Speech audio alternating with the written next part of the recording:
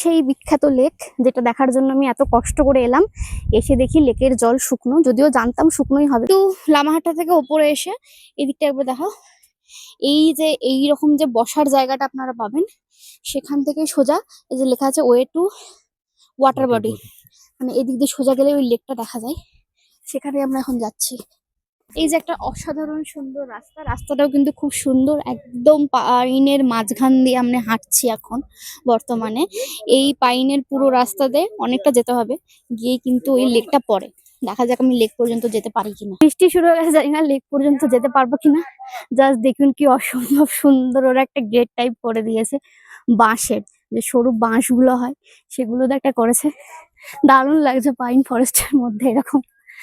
এখনো অনেকটা, মানে অনেকটা আপনাকে ট্রেকিং করতে হবে, একদম নিচ থেকে পুরো এই হিলের একদম উপর পর্যন্ত। দেখা যাক। আপাতত দাঁড়িয়ে আছি ছাতার নিচে।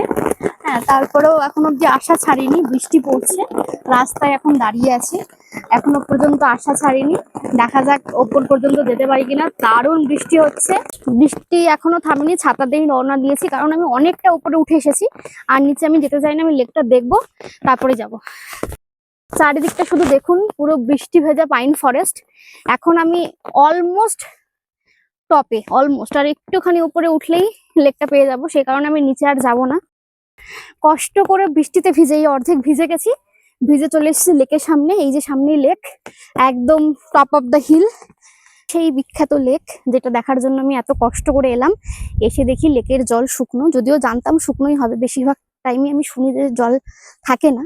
তারপরেও এলাম দেখার জন্য, দেখানোর জন্য আপনাদের, যে এটা কিন্তু লামাহাট্টা এরকম একটা সুন্দর লেক আছে, একদম লামাহাট্টার যে পাইন ফরেস্টটা তার একদম টপে, মানে পাহাড়ের একদম টপে। সাথে এখানে একটা চায়ের দোকানও আছে। এইরকম সুন্দর ভাইব নিতে নিতে কিন্তু পেয়ে যাবেন গরম গরম দার্জিলিং টি।